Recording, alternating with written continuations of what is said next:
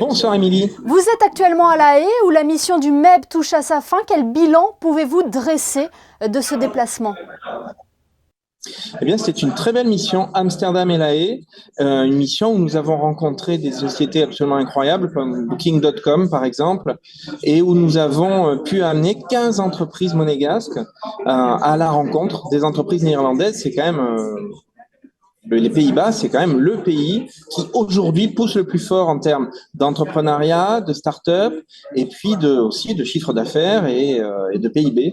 Donc on est dans cette émulation, dans ce dynamisme absolument époustouflant qu'on a rencontré à tous les niveaux aux Pays-Bas. Justement, quelles sont les opportunités d'affaires à faire sur place? Nous avons donc rencontré de grandes entreprises, mais nous avons pu aussi cibler par rapport aux entreprises. Nous avons par exemple la société Ditzmann qui va rencontrer, donc qui elle est dans l'énergie et qui va rencontrer Total Energy cet après-midi à La Haye, qui va essayer de voir comment dégager des, des points communs, des synergies. La Chambre des énergies renouvelables est d'ailleurs avec nous. Aujourd'hui, nous sommes dans un univers complètement incroyable de start-up. C'est un hub d'entreprises innovantes qui sont réunies avec même une université dédiée au management et là-dedans, nous rencontrons différentes entreprises qui sont toutes dans l'innovation, qui ont ce point commun, avec des partenariats possibles, avec des idées, avec du business possible entre entrepreneurs. Est-ce qu'il y a déjà des monégasques qui font affaire aux Pays-Bas? Alors oui, bien sûr. On a, par exemple, la société Ditzmann possède son siège en Hollande.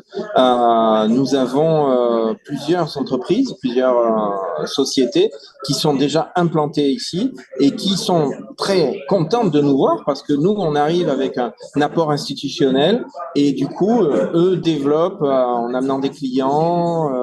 On a déjà des liens qui sont établis et pour ceux qui ne sont pas établis, on est aidé par une chambre de commerce qui est la chambre de commerce franco-hollandaise, en fait, la chambre de commerce établie aux Pays-Bas, qui veille à justement établir les liens que nous n'avons pas encore entre sociétés. La Chambre de commerce et d'industrie avec qui vous avez signé un protocole d'accord hier, sur quoi porte-t-il? Alors, c'est ce qu'on appelle un Memorandum of Understanding, c'est-à-dire un MOU. C'est un accord qui nous engage et qui engage la Chambre de commerce avec laquelle nous signons à travailler ensemble, à donner un suivi, à assurer un suivi et puis à donner des résultats. Alors, on ne peut pas donner de résultats chiffrés dans la mesure où on ne peut pas s'engager à la place des sociétés, bien sûr, mais les résultats, ce sont quels moyens a-t-on mis à la disposition de nos clients respectifs, de nos entreprises respectives et l'obligation de mettre en rapport le maximum de force, le maximum de synergie entre entreprises. Ce déplacement, Guillaume Rose, s'est fait en étroite collaboration avec l'ambassade des Pays-Bas, l'ambassade de Monaco aux Pays-Bas.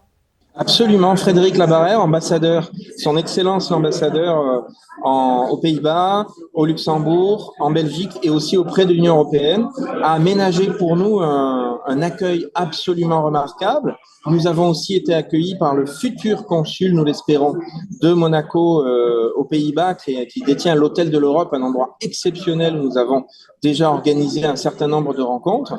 Et les réseaux diplomatiques et consulaires fonctionnent à plein pour permettre aux entreprises de la principauté de se développer dans le pays où ils sont installés.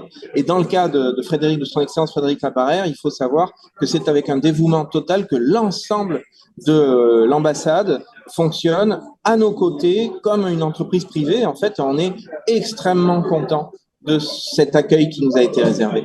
Eh bien, merci beaucoup Guillaume Rose d'avoir été avec nous depuis La Haye pour revenir sur cette mission du Monaco Economic Board aux Pays-Bas. Merci. Merci Émilie.